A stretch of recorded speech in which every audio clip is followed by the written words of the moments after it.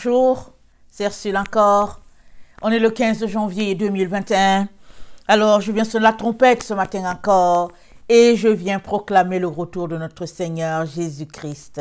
Soyez bénis, remplis de sa joie. Amen.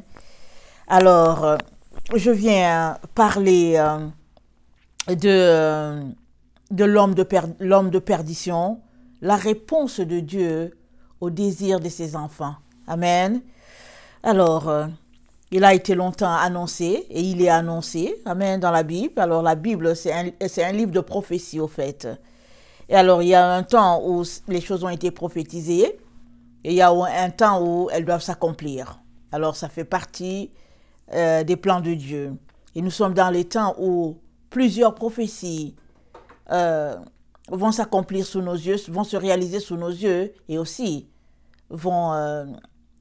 ce sera comme la fin, amen, et comme la prophétie que Dieu a donnée dans Genèse 3, le verset 15, il a dit au serpent que lui, il va blesser le talon de la femme, mais que la postérité de la femme va écraser sa tête, amen.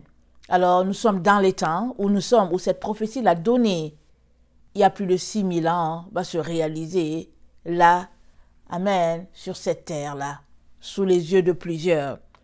Mais aussi, certains ne vont même pas réaliser, ils vont juste se demander qu'est-ce qui se passe, parce qu'ils n'ont jamais eu idée, ils n'ont jamais été allumés sur les choses de Dieu. Amen.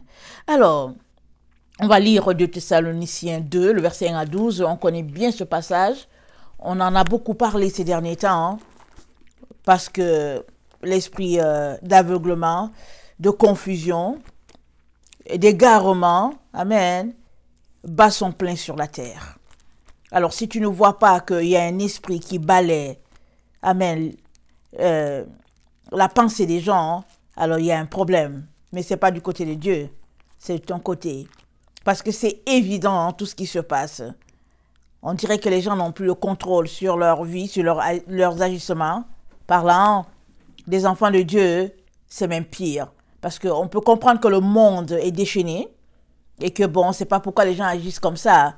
Mais quand on se tourne vers les enfants de Dieu et qu'on se rend compte qu'il y a un comportement similaire ou même au-delà de ce qu'on peut imaginer que ce serait possible dans le monde, alors on se dit, Seigneur, qu'est-ce qui se passe? Qu'est-ce qui se passe? Et on est forcé d'admettre qu'au fait, il y a peut-être qu'ils sont déjà égarés. Ou bien peut-être qu'ils sont sous l'influence de l'esprit d'égarement qui fait que tu aimerais aller à droite, mais tu te retrouves à gauche. Et ça, je ne le souhaite à personne. Amen. J'ai écouté un pasteur. J'ai écouté un pasteur il y a quelques années et il disait qu'il est venu aux États-Unis. Amen. Vous comprenez que ce n'est pas un Américain. Il est venu aux États-Unis. Et je pense que déjà, dans les années 90, Dieu lui a montré 3 pasteurs. Et les 3 pasteurs avaient à côté d'eux les anges de Satan. Ils étaient environnés des anges de Satan qui les soufflotaient ce qu'ils devaient faire et dire. Et ces pasteurs-là, certains dedans, amen, il ne les a pas cités, amen. Mais il dit, ces pasteurs-là prophétisent, certains prophétisent, mais quand ils ouvrent la bouche pour parler, ils disent que Dieu m'a dit, que Dieu m'a dit, que Dieu m'a dit que. Alors lui, ce pasteur qui cherche la face de Dieu a dit, Seigneur, moi je ne comprends pas. Toi tu me dis de ne pas faire ceci, de ne pas faire cela, mais qu'est-ce qui fait qu'eux ils le disent, ils le font, et puis ils disent toujours que Dieu m'a dit, Dieu m'a dit. Alors le Seigneur lui a ouvert les yeux et il a vu que les pasteurs étaient dans l'égarement. Ils étaient sous l'influence de l'esprit d'égarement. Et c'est l'esprit d'égarement qui leur parlait. Mais eux, ils ne savaient pas. Mais lui, il a vu. Il a vu les anges qui étaient là, ce n'étaient pas les anges de Dieu. Et ces pasteurs-là, jusqu'aujourd'hui, ils sont là sur la terre. Ils ont un peu empiré dans ce qu'ils faisaient déjà.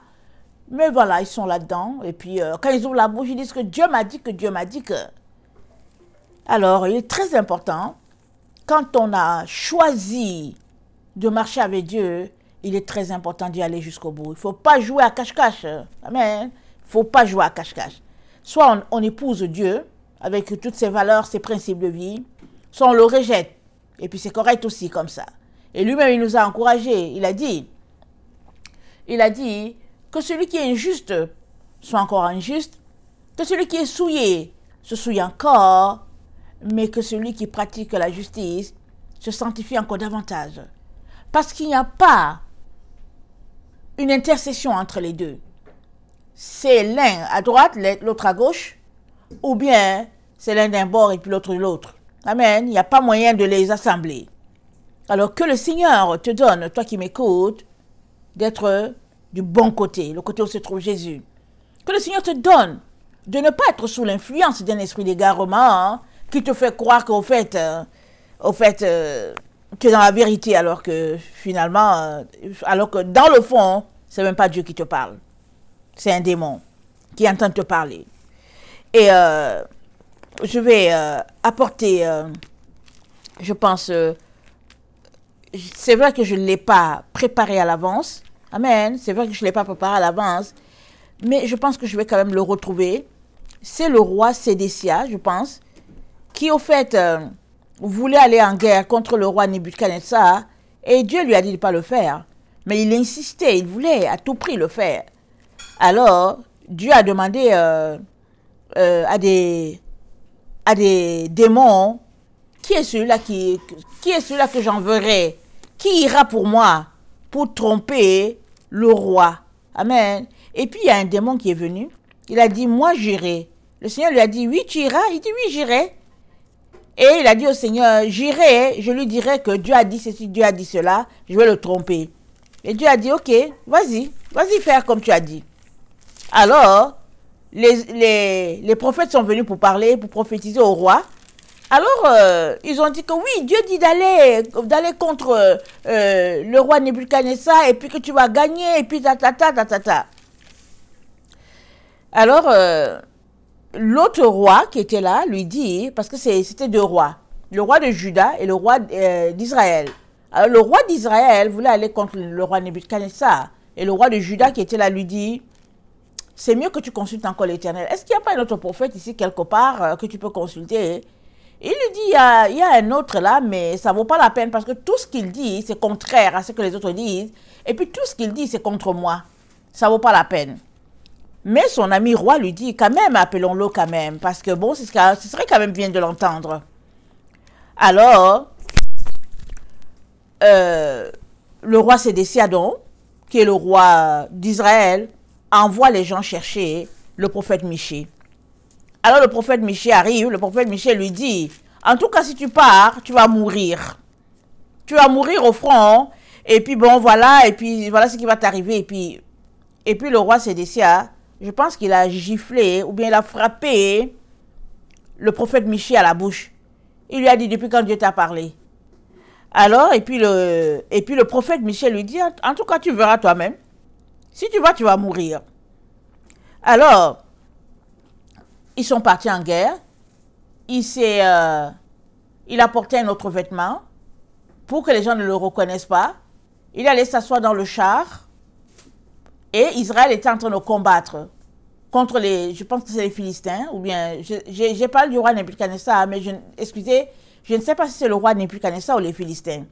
Toujours est-il que le roi s'est assis dans son char pour pouvoir attendre que les soldats israéliens puissent avoir la victoire. Mais pendant qu'il était assis là dans son char, c'est sorti, la flèche est sortie de chez les ennemis, la flèche est venue frapper sur son pied. Dans son char où il était assis, la flèche est venue le frapper là. Et les gens ont commencé à crier, oh le roi est blessé, le roi est blessé. Allez-y chercher les autres qui sont au front pour venir aider le roi. Mais les autres, ils étaient en plein combat. Parce que dans le temps, hein, en tout cas, quand il y avait combat, c'était combat. Alors, ils étaient en plein combat. Ils ne sont pas venus. Et quand ils sont venus finalement, le roi, son sang avait coulé. Tout le sang avait coulé. Amen. Et puis finalement, bon, voilà, le roi était mort. Exactement comme le prophète lui avait dit, ne va pas, parce que si tu vas mourir. Mais il n'avait pas écouté. Alors, tout cela pour dire que souvent, notre Dieu, le Dieu qui est un Dieu puissant, un Dieu au fait de vérité, de droiture, souvent notre Dieu, après avoir parlé, il te parle, tu n'écoutes pas, il dit ok, fine, il n'y a pas de problème. On va aller dans le sens qu'il aime. Alors, il y a un esprit d'égarement qui était venu, et puis qui a été allé parler au roi, qui lui a dit non, vas-y, Dieu sera avec toi. Et on connaît la suite. Alors, juste petite précision, j'ai dit le roi Sédécia, mais au fait, je ne sais plus si c'est le roi Sédécia ou bien le roi Akab. Hein, amen. Je ne sais pas si c'est l'un ou l'autre, je ne me rappelle plus exactement. Mais toujours est-il que ce roi-là qui voulait aller contre son ennemi, amen, parce que les prophètes d'Israël lui avaient dit, vas-y, amen. Ce roi-là qui voulait aller, il a eu un autre son de cloche, et le prophète Michée lui a dit, ne va pas. Dieu n'est pas dedans. Il ne faut pas aller, reste tranquille chez toi, ne va pas, parce que tu ne vas pas gagner les ennemis. Mais il n'a pas cru. Il est parti, il a cru les autres prophètes menteurs. Il est parti. Et ce qui devait arriver est arrivé. Il est mort. Dans son char en sécurité. Donc voilà. Alors, tout cela pour dire que, en tant qu'enfant de Dieu, là, si tu as choisi de suivre Jésus-Christ, alors Jésus-Christ, c'est la lumière. Et en lui, il n'y a pas de ténèbres. Alors, c'est une affaire de choix. Et une fois que tu as choisi, tu restes sur ton choix de suivre Dieu. Peu importe les épreuves, tu restes là parce que c'est le choix que tu as fait de demeurer sur le chemin de la vérité et le chemin de la droiture. Alors, le Seigneur viendra sur ton secours. Et s'il ne vient pas te délivrer comme tu espérerais qu'il te délivre, il te donnera la grâce de passer à travers. Parce que il exerce nos mains au combat. Amen. Il exerce nos mains au combat. Et souvent, la persévérance vient dans les épreuves. Devant les épreuves, la persévérance naît. Amen. Avec la foi qu'on exerce, bien sûr. Il est donc très, très important que tu saisisses que une fois que tu te réclames de Jésus, et que tu dis que tu as donné ta vie à Jésus, alors tu es appelé à marcher selon les principes du Père. Et si tu ne le fais pas, tu risques d'être égaré. Parce que Dieu lui-même, à un moment donné, comme il t'aime, il va dire, ok, d'accord, il aime ça, donnez-lui ce qu'il aime. En quantité, on te mesurera avec la mesure dont tu te seras servi et on y ajoutera. Donc voilà. Alors, 2 Thessaloniciens 2, le verset 1 à 12. 2 Thessaloniciens 2. Le verset 1 à 12. Pour ce qui concerne l'avènement de notre Seigneur Jésus-Christ et notre réunion avec lui, nous vous prions, frères, de ne pas vous laisser facilement ébranler dans votre bon sens et de ne pas vous laisser troubler soit par quelque inspiration, soit par quelques paroles ou par quelques lettres qu'on dirait venir de nous, comme si le jour du Seigneur était déjà là. Évidemment, Paul a parlé, amen, au 1er siècle. Quand Paul a rencontré Jésus, il paraît que c'était les années 60 ou 61. Alors quand Paul parlait, c'était au 1er siècle ou bien au 2e. Et nous sommes au 21e. Alors, j'espère que tu sais que ce n'est plus comme il avait dit. Amen. Et le verset qu'on vient de lire, tout laisse croire que les gens de la Thessalonique avaient l'impression qu'ils avaient été laissés. Ils avaient l'impression que l'événement avait déjà eu lieu et qu'ils sont restés. Alors Paul dit, hey, ne soyez pas troublés. Il dit, ne vous laissez pas ébranler. Il dit, non, mais ce n'est pas encore arrivé. Il dit, pour que cet événement se passe, verset 3, que personne ne vous séduise d'aucune manière. Car il faut que l'apostasie soit arrivée auparavant et qu'on ait vu paraître l'homme du péché, le fils de la perdition. Il faut que ça arrive auparavant et qu'on ait vu paraître l'homme du péché, le fils de la perdition. Alors, quand il dit ça là, est-ce que ça veut dire que c'est toute la terre qui va le voir? Pas forcément. Pas forcément. Parce que quand on lit souvent le résumé de ceux-là qui ont essayé de faire des commentaires bibliques et puis de l'expliquer selon notre époque et tout. Alors, quand tu lis ça, on a l'impression que, bon, ce sera vraiment quelque chose de montré partout, que voilà, il est là, il est à cet endroit. Oui, il se pourrait que ça arrive. Amen. Surtout que tout montre qu'il aura quand même du pouvoir, amen, sur cette terre. Mais, il aura du pouvoir quand? C'est dit, 42 mois lui ont été donnés. Mais les 42 mois, c'est quand? C'est quand il tuera les 2 témoins. Amen. De la fin. C'est quand il les tuera qu'il aura un certain rayonnement. Parce que la deuxième bête, celle qui sort de la terre, lui le fera parler ou bien lui donnera une plateforme pour qu'il puisse parler. Et nous savons que la deuxième bête, amen, c'est le faux prophète et le faux prophète, le pape. Amen. Alors, il aura une certaine prestance. Amen. Mais avant que cela arrive, les gens ne sauront pas forcément qui est la personne. Et même, on ne sait pas forcément. Parce que suppose qu'il est quelque part au Bangladesh, tu ne sauras pas. Suppose qu'il est quelque part en Turquie, tu ne sauras pas. Donc les gens essaient de deviner que oui, il sera ici, en Turquie, il sera là et tout. Mais on va passer notre vie à deviner parce qu'il y a plusieurs pays. On ne saura pas forcément d'où la personne va venir. Par contre, on sait que le Seigneur nous dit, il ne faut pas qu'on soit séduit. Le verset 3 de 2 Thessaloniciens 2, il dit, ne soyez pas sûrs. Il dit, prenez garde. Il dit que personne ne vous séduise. Parce que si tu es séduit, c'est fini pour toi. Alors, il y avait quelqu'un qui voulait séduire les Thessaloniciens. Excusez-moi. Il y avait quelqu'un qui tentait de les séduire, leur faisant croire que c'était déjà passé. Alors, ils étaient ébranlés, ils étaient découragés. Alors, si la résurrection s'est passée aujourd'hui, ils ressusciteraient aussi. Ces gens-là, amen, qui ont marché avec Paul. C'est tout un groupe de personnes. Ils ressusciteraient. Amen. Alors, il dit le verset 4, l'adversaire qui s'élève au-dessus de tout ce qu'on appelle Dieu et de ce qu'on adore jusqu'à s'asseoir dans le temple de Dieu se proclamant lui-même Dieu.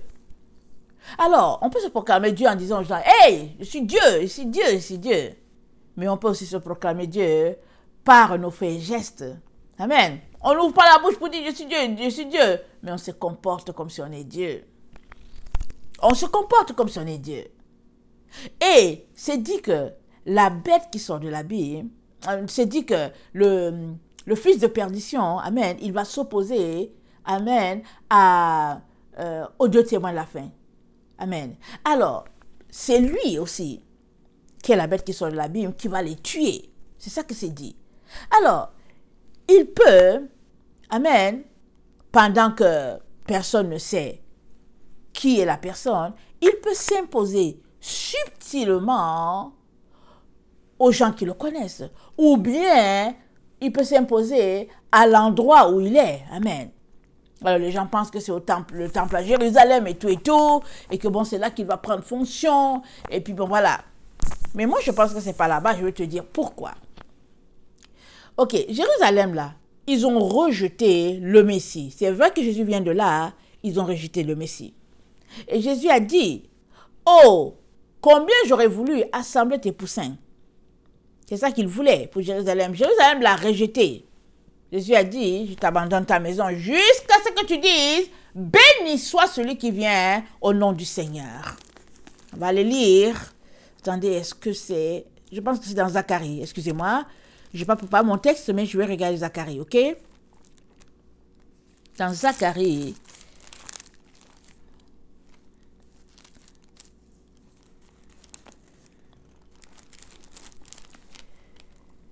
Zacharie 12, le verset 10, ça dit, « Alors je répandrai sur la maison de David et sur les habitants de Jérusalem un esprit de grâce et de supplication.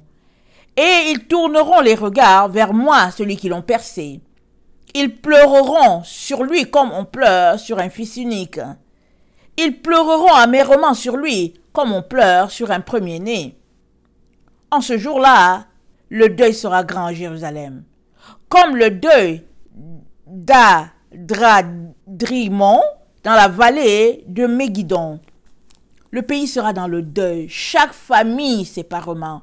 La famille de la maison de David séparément, et les femmes à part. La famille de la maison de Nathan séparément, et les femmes à part. La famille de la maison de Lévi séparément, et les femmes à part. La famille de la maison de Chiméa séparément, et les femmes à part. Toutes les tribus, toutes les autres familles, chaque famille séparément, et les femmes à part. Chacun sera à part. Pourquoi? Ils seront en train de pleurer. Alors, ils ont nommé certaines familles, pas parce que les autres ne sont pas importants, mais c'est des familles clés. Nathan, c'était le prophète qui a marché devant David. Amen. Alors, David, c'était loin de l'Éternel. Amen. Lévi, c'était le sacrificateur. Attendez.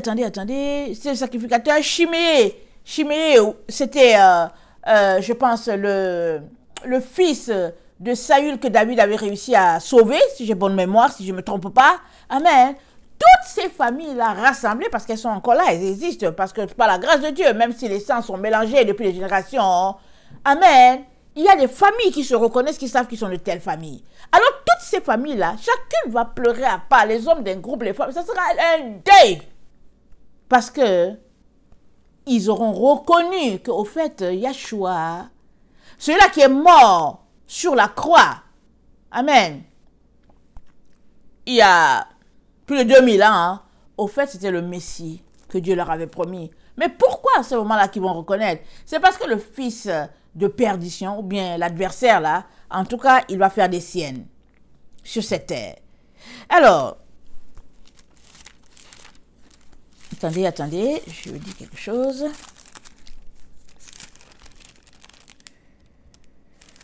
Il va faire des siennes, amen. Et c'est là que les yeux vont s'ouvrir. Alors, de penser que il va venir là-bas, mais non, ils ne l'ont pas encore reconnu. Il ne va pas venir, le temple, ça ne sera pas là-bas. Parce que s'il vient, ça change quoi à leur vie? Ça change quoi? Mais ils attendent, amen, un Messie de la famille de David, selon eux, et tout. Comment ça va se passer? On ne sait pas. Dieu seul sait comment ça va se passer. Comment? Parce que aussi, ce monsieur-là qui va venir, qui va dire qu'au fait, c'est moi, hein, il vient juste les tromper aussi. Il va les tromper, bien sûr. Et c'est dit que il aura avec eux un pacte, amen, de 42 mois. Est-ce qu'il commence dès qu'il se met en fonction? Mais après, il va rompre cela. Et les yeux de tout le monde vont s'ouvrir. Leurs yeux vont commencer, les écailles vont commencer à tomber. Ils vont se dire, mais qu'est-ce qui s'est passé? Alors, ce moment viendra. Mais, avant que le moment là vienne et qu'ils reconnaissent leurs erreurs et tout, je pense que le fils de perdition, amen, je ne pense pas que c'est à ce temple-là qu'il va se mettre. Ça, je ne pense pas. Mais, c'est amen, excusez-moi, c'est mon opinion. Et la Bible dit de ne pas discuter des opinions. Alors, il faudrait que je vienne avec des preuves que, je ne pense pas. Et puis, la preuve que moi j'apporte, c'est le fait qu'ils ont rejeté le Seigneur Jésus. Ils l'ont rejeté. Et Jésus a dit, jusqu'à ce que vous dites, béni soit celui qui vient au nom du Seigneur. Alors, je n'ai pas trouvé exactement le passage, il s'est passé dans Amos, mais déjà le passage qu'on vient de lire, Zacharie, il dit, je vais répandre sur la maison de David et les habitants de Jérusalem un esprit de grâce et de supplication. Ils tourneront les regards vers celui qu'ils ont percé. Alors, quand cela va pas, tant que ce n'est pas arrivé, ils ne seront pas unanimes. Alors l'autre va dire que non, en fait, c'est lui, l'autre Messie, les autres vont dire, oh non, et puis, toutes sortes d'histoires. Amen. Alors je pense que les choses vont se dérouler comme c'est prévu, et ceux qui seront sur la terre ils vont prendre note pour nous, ok? Ils vont prendre note pour nous. Parce que quand le fils de perdition sera en fonction, il y a un premier groupe qui sera mis à l'abri. Amen. Et nous avons la preuve ici, Apocalypse 11, le verset 7. Quand ils auront achevé leur témoignage, la bête qui monte de l'abîme leur fera la guerre et les vaincra et les tuera. Et leur cadavre sera sur la place de la grande ville qui est appelée dans un sens spirituel Sodome et Égypte, la même où leur Seigneur a été crucifié. Des hommes d'entre les peuples, les tribus, les langues et les nations verront leurs cadavres pendant 3 jours et 3 et demi, et ils ne permettront pas que leur cadavre soit mis dans un sépulcre. Et à cause d'eux, les habitants de la terre se réjouiront, seront dans l'allégresse et s'enverront des présents les uns aux autres parce que ces deux prophètes ont tourmenté les habitants de la terre. Après les 3 jours et demi, un esprit de vie venant de Dieu entra en eux, ils se tinrent sur leurs pieds et une grande crainte s'empara de ceux qui les voyaient. Et ils entendirent du ciel une voix qui leur disait « Montez ici ». Et ils montèrent au ciel dans la nuée et leurs ennemis les virent. À cette heure-là, il y eut un grand tremblement de terre.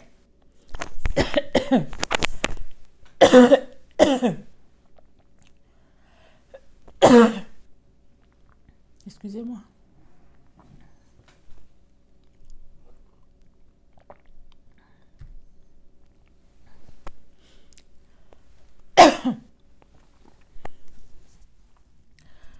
À cette heure-là, il y eut un grand tremblement de terre et la 10e partie de la ville tomba. 7000 hommes furent tués dans ce tremblement de terre. Et les autres furent effrayés et donnèrent gloire à Dieu, au Dieu du ciel. Le second malheur est passé. Voici le 3e malheur qui vient bientôt. Amen. Alors, il y a ici, là, regardez, il y a une résurrection qui se passe ici. Il y a une résurrection. Les 2 témoins de la fin meurent. Ils passent 3 jours et demi. Et les gens observent leurs cadavres et tout, et puis leurs ennemis sont contents. Ils ressuscitent. Mais les morts aussi vont ressusciter. Amen. Ils ressuscitent. Et les morts en Christ aussi vont ressusciter. Ce n'est pas dit. Mais c'est dit ici, le verset 15. Apocalypse 11, le verset 15. Le 7e ange sonna la trompette, et il eut dans le ciel de fortes voix qui disaient « Le royaume du monde est remis à notre Seigneur et à son Christ, et il régnera au siècle des siècles. » Allons-y dans 1 Thessaloniciens 4, si j'ai bonne mémoire. 1 Thessaloniciens 4 dit, le verset 15 dit...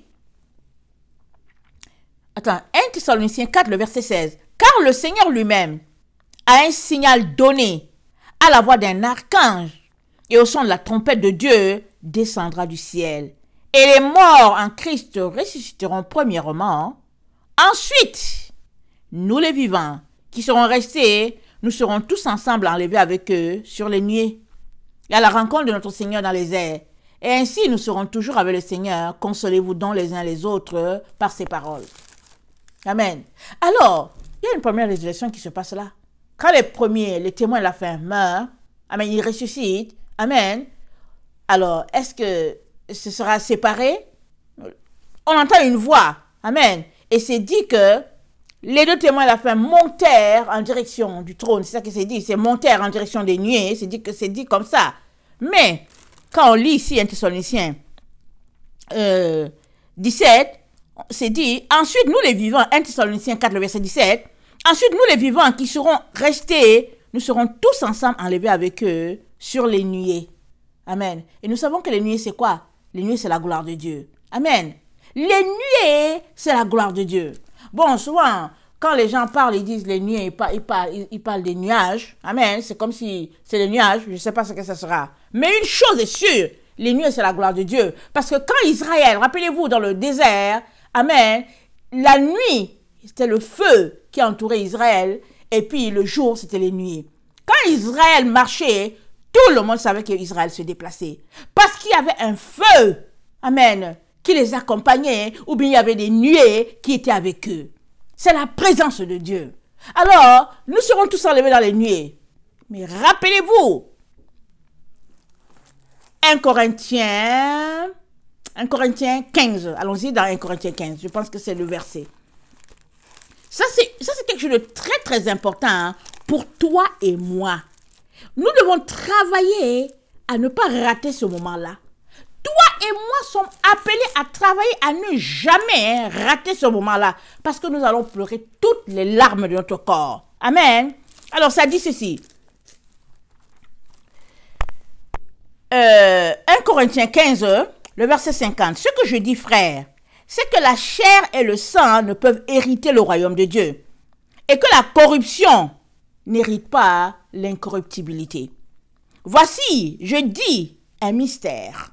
Nous ne mourrons pas tous, mais tous nous serons changés. Nous ne mourrons pas tous, mais tous nous serons changés. En un instant, en un clin d'œil, à la dernière trompette, la trompette sonnera et les morts ressusciteront incorruptibles et nous serons changés. Car il faut que le corps corruptible revête l'incorruptibilité et que ce corps mortel revête l'immortalité. Lorsque ce corps corruptible aura revêtu l'immortalité et que ce corps mortel aura revêtu l'immortalité, alors s'accomplira la parole qui est écrite. La mort a été engloutie dans la victoire. Ô mort, où est ta victoire? Ô mort, où est ton aiguillon? Mais Paul dit quoi? Il dit tous nous serons changés. Vous savez pourquoi il parle comme ça? Hein? Parce que dans le temps des apôtres, en tout cas, il n'y avait pas des gens qui étaient mi-figue, mi-raisin. Il n'y en avait pas. Ils avaient en mémoire ce qui s'est passé avec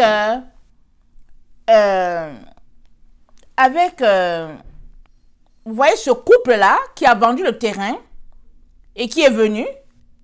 Et puis, on a demandé à l'homme, est-ce que tu as vendu ça à ce prix? Il a dit oui, alors qu'il avait menti, il est tombé, il est mort. Ananias et Saphira, voilà, Ananias et Saphira. Ils avaient ça à l'esprit. Donc, quand ils décidaient de suivre Jésus là, ils suivaient complètement Jésus. Alors, dans la communauté des chrétiens, c'était tous des chrétiens. Il n'y avait pas de plaisantins là-bas. Alors, Paul dit tous, nous serons changés. C'est ça qu'il leur dit. Ne vous inquiétez pas, tous nous serons changés. Parce qu'ils étaient tous d'une même voix, d'un même cœur. Et quand il y a eu une assemblée où ils n'étaient pas tous d'un même cœur, Paul leur a écrit. Il a dit aux Corinthiens, là, il dit, hey, vous là. Il dit, mais j'entends des choses terribles.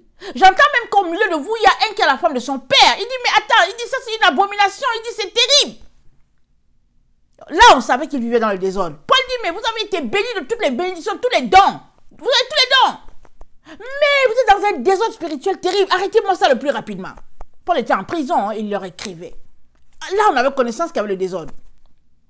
Mais aujourd'hui, là, on vit pire que l'église des Corinthiens. On vit pire qu'eux. Les Corinthiens, ils avaient les dons, mais ils vivaient dans ce désordre-là. Nous, on n'a même pas de dons. On n'a même pas. Et on s'est mélangé avec tout le monde. Les bouddhistes, les sorciers, les magiciens. On est assis. Et les vrais enfants de Dieu n'enseignent pas. Les faux enseignent. C'est eux qui font la pluie et le beau temps. Et puis souvent, peut-être qu'ils ont une poche qui est lourde. Alors, c'est eux les boss. Et on ne reprend plus quelqu'un. Et puis quand tu vas voir ton pasteur pour dire qu'en fait, vraiment, je viens te dire parce que vraiment, voilà ce qui s'est passé avec ce frère, cette soeur, je suis allée la voir. Et puis bon, voilà ce que ça a donné. Le pasteur va te dire, on ne juge pas. Il va te dire, on ne juge pas. Il faut le laisser dans son péché, on ne juge pas. Tu ne peux plus parler. Quand tu parles à quelqu'un, hein, on dit, tu le juges. L'autre va dire, oh, tu me juges, tu me juges. Voilà le monde dans lequel on est. Alors, tous nous serons changés. Mais oui, on sera changés. Ceux qui ont Jésus, la lumière de Jésus, ils seront changés. Leur corps corruptible sera changé en un corps incorruptible. Mais les autres qui jouent à la comédie, leur corps sera rempli de noirceur.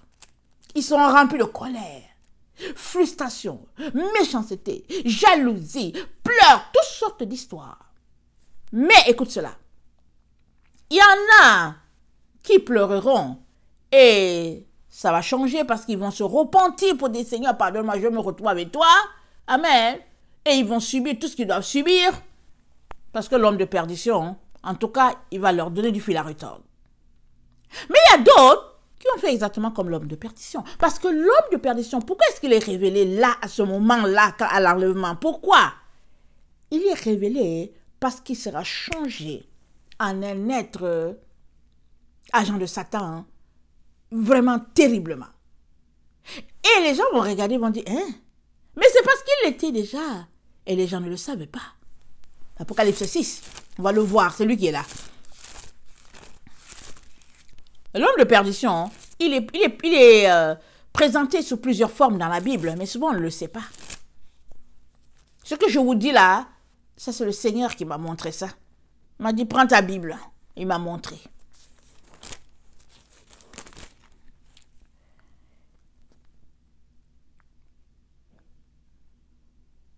Apocalypse 6, le verset 5. Quand il ouvrit le 3e sceau, j'entendis le 3e être vivant qui disait, viens. Je regardai et voici parut un cheval noir. Noir, pas de lumière du tout. Celui qui le montait tenait une balance dans sa main. La balance, c'est pourquoi? C'est pour peser. Amen. C'est pour peser. Il tenait la balance, pourquoi? Comme preuve que Dieu a pesé. Il a secoué. Amen. Et il lui a donné sa part. Et lui, il va faire pareil. Il va travailler pour l'Éternel sans savoir qu'il travaille pour l'Éternel. Il va travailler pour l'Éternel. Alors, le titre c'est quoi? L'homme de perdition, la réponse de Dieu au désir de ses enfants. C'est ça. Lui, il a la balance.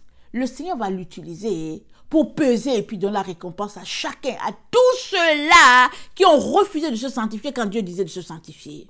À tous ceux-là qui ont refusé de se purifier, qui ont joué mi-figue, mi-raisin. Jésus a dit, évitez le levain des pharisiens. Il dit, évitez ce levain-là.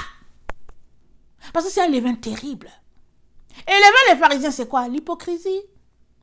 La chose est là, ils grossissent ça. Et puis, ils te font passer pour des gens qui ne sont pas. Et puis, etc. Jésus a dit, sortez de là. Et si tu m'écoutes, sors de là. Sors de là. Et décide d'embrasser Jésus-Christ complètement. Ou bien, ne l'embrasse pas, laisse-le. Alors commence déjà à vivre maintenant. Si tu refuses d'embrasser Jésus, vis déjà maintenant selon ton péché. Vis pleinement, mors dedans pleinement. Au moins tu seras content que tu auras péché quand tu vas te retrouver de l'autre côté, loin de Jésus. Mais si tu joues entre les deux, tu auras l'impression que Jésus est injuste. Alors que c'est toi qui joues entre les deux. À la fin, tu seras donné à l'homme de perdition. Il va exercer son jugement sur toi. Quand il dit son jugement, le jugement de Dieu. Amen. Alors, attendez. Donc, voici, je regardais et voici parut un cheval noir. Celui qui le montait tenait une balance dans sa main. Et j'entendis au milieu des 4 êtres vivants une voix qui disait, une mesure de blé pour un denier et 3 mesures d'orge pour un denier. Mais ne fais point de mal à l'huile et au vin. Amen. L'huile et au vin, c'est les enfants de Dieu qui seront laissés. Ils seront laissés. Et il y aura quand même de l'Esprit de Dieu en eux. Ils seront laissés. Parce que peut-être au moment où Jésus est venu, ils n'étaient pas totalement prêts. Et ce serait dommage, mais bon, ils vont se retrouver dans cette situation-là. Alors c'est dit, ne fais pas du mal à l'huile et au vin. Amen. Mais le mal ici, ce n'est pas le mal sur la chair. Ce n'est pas le fait que il ne faut pas que le couteau te blesse. C'est pas ça. Hein? Ne fais pas du mal à l'huile et au vin. Hein? C'est-à-dire ne touche pas à son âme. Parce que le mal qu'on peut te faire, c'est la perte de ton âme. Si tu perds ton âme, à quoi cela te sert-il alors? De gagner le monde entier, a dit Jésus. Alors, quand il dit ne fais pas du mal à l'huile et au vin, ça n'a rien à voir avec les blessures physiques. Amen. Le niveau de tes émotions. Non, ça n'a rien à voir avec ça. Ça a tout à voir avec ne touchez pas à son âme. Son âme est gardée. Alors tu vas passer par toutes sortes de situations. La Bible ne nous dit pas, mais les témoignages disent que l'apôtre Jean, qui était un apôtre rempli d'amour et de douceur, celui qui nous a écrit, Jean, les épîtres et tout, les commentaires disent que ils ne savaient quoi faire des gens. Et ils ont tout fait, ils ne mourraient pas. Ils l'ont pris, ils l'ont plongé dans l'huile chaude. Il est sorti de là, il paraît qu'il est sorti de là, il n'a pas brûlé. Alors finalement, ne sachant quoi faire de cet homme-là, ils l'ont pris, ils l'ont envoyé à Patmos. Et il s'en va à Patmos, il a les révélations, il nous le renvoie. Et on a les révélations aujourd'hui. C'était quelqu'un rempli d'amour, de douceur. Amen. La preuve est que, au moment poignant de la vie de Jésus, alors que tous les autres sont allés se cacher, il a pris Marie et il était au pied de la croix. Il a vu son Seigneur mourir. Il a vu l'homme qui les a enseignés. Il l'a vu rendre son dernier souffle. Il était là. Il n'a pas eu peur des hommes. Hein? Il n'a pas eu peur. Il était là. Amen. Et Jésus l'a béni. Il l'a béni. Et tu sais quoi, je te dis une information. N'aie pas peur des hommes. Hein. Jésus, là, il a une grâce particulière pour tous ceux-là qui n'ont pas peur des hommes. Il a une grâce particulière. Si tu crains les hommes, tu vas perdre, tu vas passer à côté. Parce qu'il faut que tu saches une chose. Le Dieu qui a créé l'autre homme-là, c'est le même qui t'a créé. Alors, pourquoi est-ce que lui, tu peux le craindre? Pourquoi? Parce qu'il a été créé par la même personne que toi. Tu devrais juste craindre Dieu, le créateur de tout l'univers. Lui, tu peux le craindre parce qu'il a le pouvoir de te jeter dans la géhenne. Il a ce pouvoir-là. Mais l'autre homme-là, il peut juste te menacer, te jeter en prison, te frapper. Et puis ça change quoi? Ça change rien. Tu as besoin de fixer ton esprit à être vainqueur, à être conquérant, à gagner. Amen. Tu as besoin de fixer ton esprit. Alors, je ne sais plus si c'est qui ce conquérant-là. Son nom me vient souvent et puis ça s'en va. Il était petit de taille, paraît-il. Il paraît que quand il venait avec sa troupe, quand il venait, amen, en tout cas, il venait pour gagner la guerre. Alors, avant d'envahir la ville, il brûlait tous les bateaux. Quand les soldats regardaient en arrière d'eux, c'était brûlé. Alors, ils savaient que s'ils perdaient, c'est fini pour eux. Les gens vont les attraper, vont les tabasser correctement et c'est fini. Ils n'avaient pas le choix que de gagner. Alors, quand ils regardaient en arrière, les pirogues, les bateaux, tout était brûlé. Alors, il fallait qu'ils gagnent. Parce qu'il fallait qu'ils gagnent. Alors, ça veut dire qu'il faut qu'ils possèdent la ville ou le pays. Parce qu'il faut qu'ils s'asseyent là encore pour trouver d'autres bateaux, d'autres pirogues pour retourner en mer un jour. Et ça peut prendre du temps, construire un bateau. Alors, quand ils arrivaient, alors ils tuaient, ils brûlaient d'abord tout ce qu'ils avaient sur eux. Et bon, voilà. Alors, quand tu suis Jésus, tu dois être déterminé. Tu sais que tu es là pour gagner, pour être vainqueur jusqu'au bout. Tu sais que tu es là pour le paradis.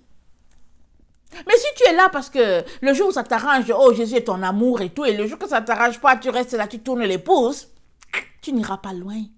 Satan aura raison de toi. Il va s'asseoir, il va rire. Regarde l'exemple de Job. Job a été maltraité. Il a connu les souffrances terribles. Alors moi, quand je lisais l'histoire de Job, je pensais que bon, voilà, peut-être que c'est une affaire qui a duré 6 mois maximum maintenant. J'ai lu un commentaire. C'était un juif qui l'a écrit. Il dit, ça a duré 30 ans. J'ai dit quoi? Et il dit la souffrance de Job a duré 30 ans au moins. C'est ça qu'il dit. J'ai dit, eh ben, c'était un homme de foi. Ce n'est pas pour rien qu'il est dans la Bible. C'était un homme de foi. Il paraît que c'était un contemporain, en tout cas au moins d'Abraham, de ce genre-là, ou bien de Noé, d'Abraham, pas de Noé, d'Abraham. Parce que Noé, c'était les 8 qui ont sauvé la terre. C'était un contemporain d'Abraham, paraît-il. Et regardez son type de souffrance. Ça nous dit qu'il grattait, il se grattait avec un tesson, tellement il avait mal, tellement. Mais il n'a pas ruiné Dieu. Il a tout perdu. Richesse et tout, jusqu'à sa progéniture. Et Dieu lui a redonné encore le même nombre d'enfants. Et cette fois-ci, alléluia, pour les femmes, il a partagé les biens au même nombre avec les garçons que les filles. Il venait d'apprendre autre chose de nouveau. Il a appris quelque chose de nouveau. Peut-être qu'avant, il aurait juste donné aux garçons et puis les filles, il aurait conclu que bon, voilà, ils sont mariés et puis les hommes là-bas, les maris de l'autre côté vont s'en occuper. Mais c'est écrit dans la Bible qu'il a partagé les biens aux garçons et aux filles. Il a compris que, fille ou garçon, c'est la bénédiction de Dieu et ça n'a rien à voir avec le sexe. Alors, tout cela pour dire que là où nous sommes là, si tu as décidé que c'est Jésus-Christ que tu vas suivre, alors dépouille-toi des œuvres de la chair, telles que c'est dit dans, on va aller dans Colossiens, ok? C'est dit un peu dans Colossiens, dans Éphésiens et tout, mais on va aller dans Colossiens.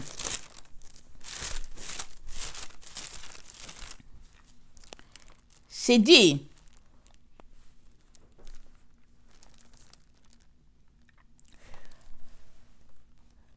attendez,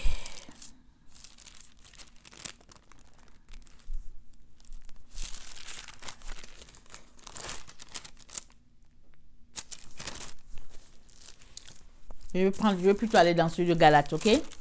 Je peux aller dans Éphésiens, mais je vais aller dans Galates. Galates 5, le verset 16 dit, « Je dis donc, marchez selon l'esprit, et vous n'accomplirez pas les désirs de la chair. Car la chair a des désirs contraires à ceux de l'esprit, et l'esprit en a de contraires à ceux de la chair. Ils sont opposés entre eux, afin que vous ne fassiez point ce que vous voudriez.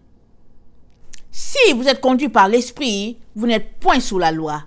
Or, les œuvres de la chair sont manifestes, ce sont l'impudicité, l'impurité, la dissolution, l'idolâtrie, la magie, les inimitiés, les querelles, les jalousies, les animosités, les disputes, les divisions, les sectes, l'envie, l'ivrognerie, les excès de table et les choses semblables.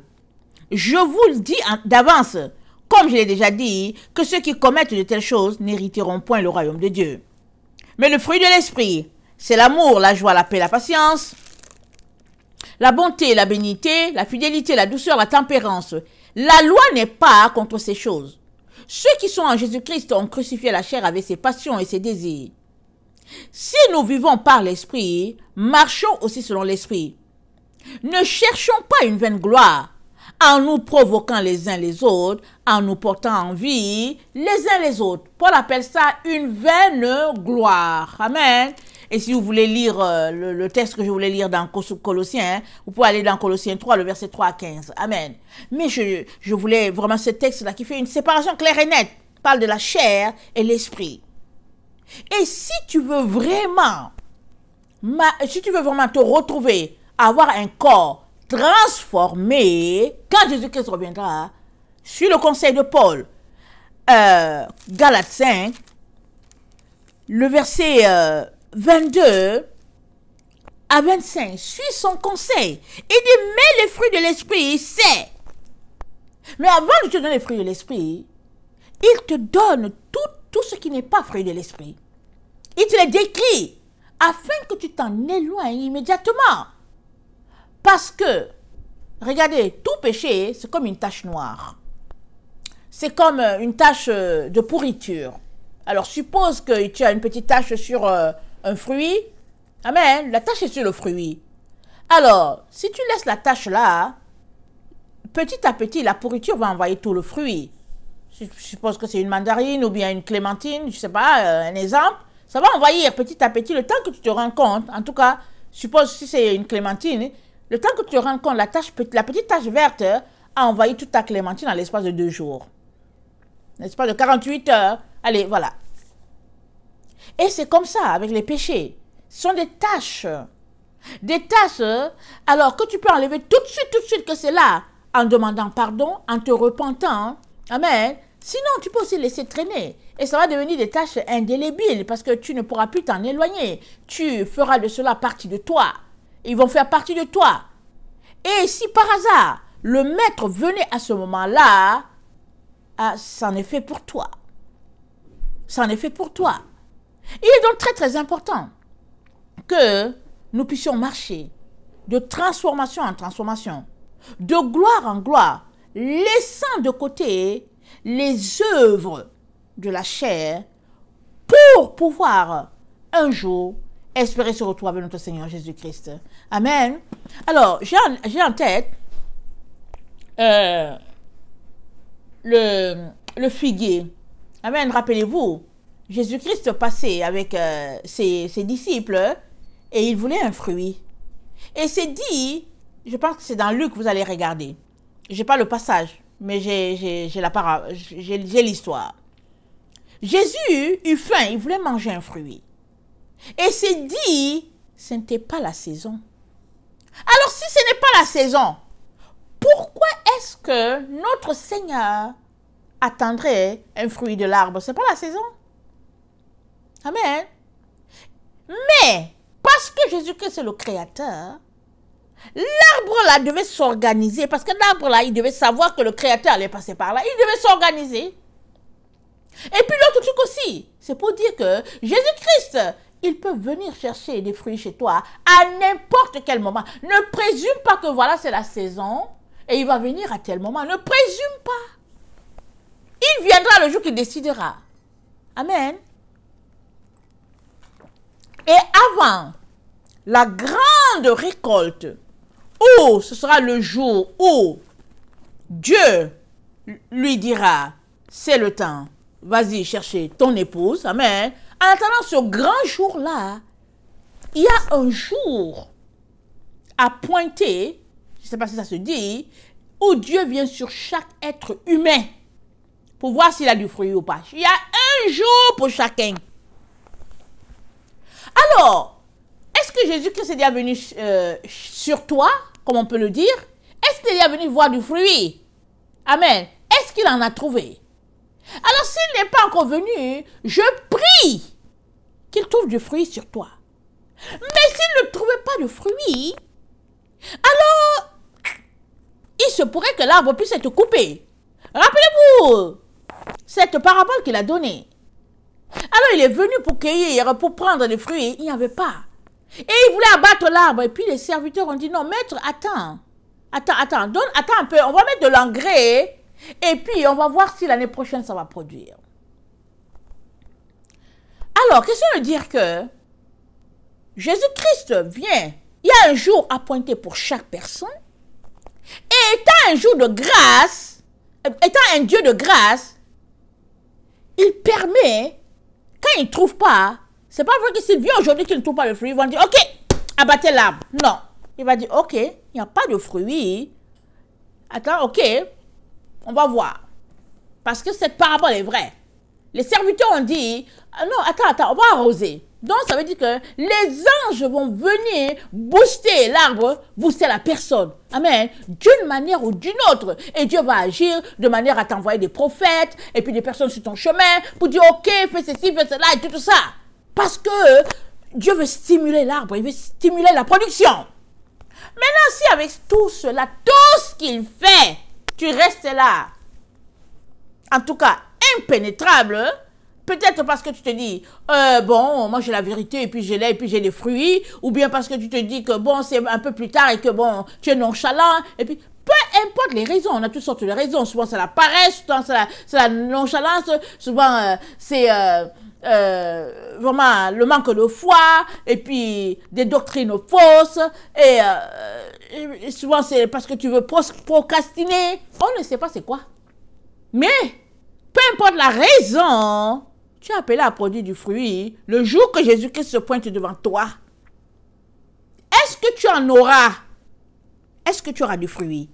Ça, c'est une bonne question pour toi. Et si tu penses que tu n'as pas de fruits, ou bien que tes fruits ne seront pas assez costauds comme tu aimerais, alors travaille à produire des bons fruits.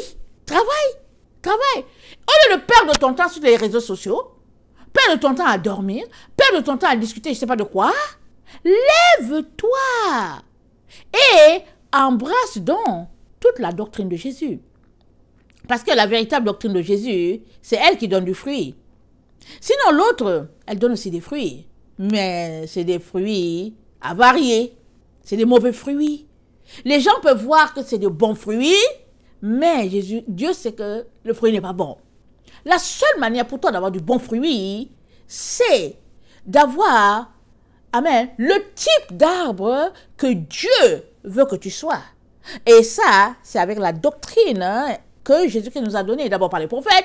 Les apôtres, ils ont mis la fondation, amen. Et Jésus-Christ, c'est la pierre angulaire. Et nous sommes appelés à bâtir dessus. Tout un chacun est appelé à bâtir là-dessus. La fondation des prophètes et des apôtres, Jésus-Christ, la pierre angulaire, et on monte notre maison. C'est ça l'histoire. Mais si toi, tu trouves que les doctrines que nous avons aujourd'hui, qui sont farfelues, qui sont tronquées, amen, par la franc-maçonnerie, la rose-croix, les faussetés, les lois humaines, les théories des humains et tout ça, si tu trouves que ça te sied, il y a un problème. Un sérieux problème. Si tu trouves que cela te convient, il y a un problème. Parce que l'esprit humain ne peut pas se tenir devant Dieu. Il ne peut pas. Il peut pas. Dieu est notre créateur. Alors, en tant que notre créateur, c'est normal qu'il nous dise aller dans cette direction. C'est normal qu'il s'attende à ce qu'on produise les fruits de telle manière. C'est comme ça, dans une entreprise, le chef d'entreprise, il dit toujours à ses employés comment les choses devraient fonctionner. Mais ceux-là qui refusent, amen, ils vont avoir les conséquences. Et tout nous montre ici que le fils de perdition, la réponse de Dieu au désir de ses enfants. Amen. Ça, c'est la première partie. Alors, la deuxième partie viendra parce que si tu constates, je n'ai pas fini de lire mon texte. L'Esprit Saint m'a dirigé dans ce sens. Alors, je préfère m'arrêter là pour aujourd'hui, pour maintenant. Amen. Et je vais apporter la seconde vidéo sans tarder. Amen. Afin que tu puisses recevoir tout le message que j'ai préparé. Parce qu'au fait, ce que j'ai apporté aujourd'hui, je vais te dire la vérité, tout ce que j'ai dit, je ne l'ai pas dans mon cahier. Amen. Et c'est toujours important d'aller dans le flot de l'esprit. Alors, si l'esprit veut diriger la chose comme ça, c'est bien d'aller là-bas. Amen. Dans ce sens-là. Parce que Dieu sait ce qu'il est en train de faire. Alors, ce message-ci, peut-être que, je ne sais pas c'est pour combien de personnes. Il y a des personnes qui ont besoin d'entendre cela. Et Dieu a voulu que cela soit. Amen. Alors, avant de vous laisser, je vais prier. Amen. Seigneur Jésus-Christ, je vais te bénir en ce jour, je te loue, je te célèbre, je t'exalte, mon âme te bénit, oh mon Dieu, oh mon roi. Amen. Oh Jésus-Christ, sois élevé, mon Dieu, mon Père. Merci, merci de nous avoir créés à ton image, merci de nous aimer, merci de nous avoir donné ce que tu avais de meilleur, ton Fils, afin que par lui, nous puissions avoir la vie éternelle. Seigneur, je veux te remettre chaque personne qui m'écoute. Seigneur, aujourd'hui peut-être, et beaucoup plus tard, peu importe, Seigneur, que ce soit ce message ou bien un autre, je te remets chaque âme, Seigneur. Je prie que tu puisses nettoyer leurs oreilles, Seigneur, afin qu'ils puissent entendre de la manière qu'ils devraient entendre, Seigneur. Parce que c'est dit, on te mesurera avec la mesure dont tu te seras servi. Et tu as dit, prenez garde à la manière dont vous entendez. Seigneur, je prie pour chacun afin qu'il puisse entendre comme ils devraient entendre selon toi, Seigneur. Parce que s'ils entendent comme tu aimerais qu'ils entendent, ils seront transformés, Seigneur. Ils quitteront les œuvres nébuleuses pour embrasser les œuvres de lumière. Oh Seigneur, je prie que tu les touches, oh Jésus-Christ. Je prie que tu enlèves les écailles de leurs yeux afin qu'ils puissent voir clairement, Seigneur. Je commande du collier pour eux devant toi, oh Jésus-Christ, je te supplie. Chaque personne, pour chaque membre de leur famille, Père éternel, et je prie qu'ils puissent se dissocier, Seigneur, de la chair, qu'ils puissent se dissocier des valeurs de ce monde, ô Jésus-Christ, et qu'ils puissent saisir, Seigneur, qu'on est dans le temps. Seigneur, je prie pour un miracle, parce qu'il y a beaucoup d'enfants de Dieu qui ne réalisent pas qu'on est dans les temps. Pour une raison ou une autre, ils sont pris, Seigneur, dans des pièges, Seigneur, dans des pensées, dans des idées, dans des idéologies, Seigneur, qui les amènent très loin de toi. Je commande, Seigneur, je commande aux anges, amen, leurs anges de venir les aider, Seigneur. Je prie, oh mon Dieu, Seigneur, pour une intervention miraculeuse, Seigneur, dans leur maison, Seigneur, pour la sainteté, pour la sanctification, Seigneur, pour la pureté, ô Père éternel. Je répands ton sang, Jésus-Christ, sur chacun d'entre eux, Seigneur. Ton sang ton sang qui a coulé sur la croix, je répands ton sang sur chacun d'entre eux. Seigneur, je les marque, Seigneur, de ton sceau. Seigneur, de ta grâce, que ta grâce, Seigneur, qui abonde, puisse abonder sur chacun d'eux, Seigneur, maintenant et à jamais. Et que ce jour-là, il soit présent, Seigneur, à l'appel, Seigneur, qu'il soit assemblé, Seigneur, et qu'il fasse partie, Seigneur, de ta récolte, ô Jésus-Christ. Que ton nom soit élevé dans leurs différentes vies, dans le nom puissant de Jésus, Seigneur. Et je ferme les portes aux œuvres des ténèbres. Je ferme les portes dans leur vie à tout ce qui peut les conduire, Seigneur, loin de toi. Merci pour ta grâce, Seigneur, qui abonde sur eux, Seigneur. Que ton nom soit béni, que ton nom soit élevé dès maintenant et à jamais, au nom puissant de Jésus. Et le peuple de Dieu dit Amen. Soyez bénis. Voilà, je vous aime beaucoup. Et Dieu davantage.